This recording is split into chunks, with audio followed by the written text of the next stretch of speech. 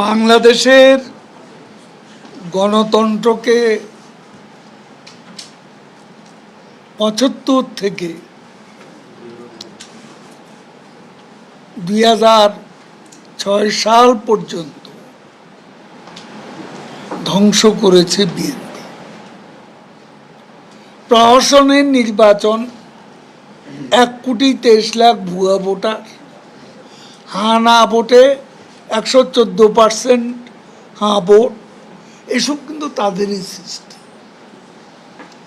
নির্বাচন কমিশন প্রধানমন্ত্রীর বেগম খালেদা জিয়ার অধীনে ছিল, কিন্তু ২০০৯ সালে প্রধানমন্ত্রী শেখ হাসিনা তার যে প্রেরোগেটিভ এটা তিনি রিলিকুইশ করেছেন এবং নির্বাচন কমিশনকে স্বাধীন করেছেন, প্রধানমন্ত্রীর অফিস থেকে বিযুক্ত করেছেন।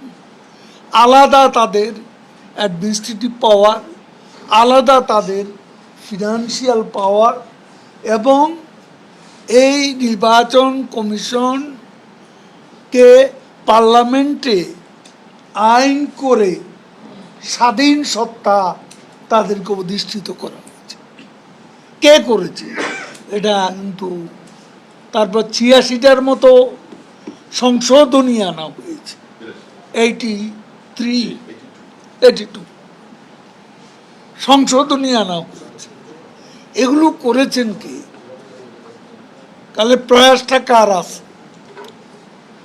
শেখ হাসিনাই এই কাজটা করেছে।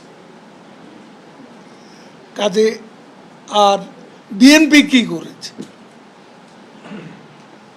আগুলা মার্কা নির্বাচন, 15ই ফেব্রুয়ারির নির্বাচন, প্রহসন, ১,২৩,০০,০০০ ভুয়া ভোটার।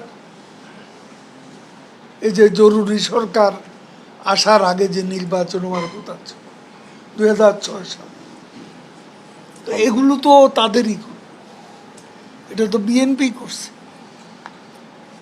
বিএনপি গণতন্ত্রের প্রতি তাদের আগ্রহ কোনোদিনও ছিল না।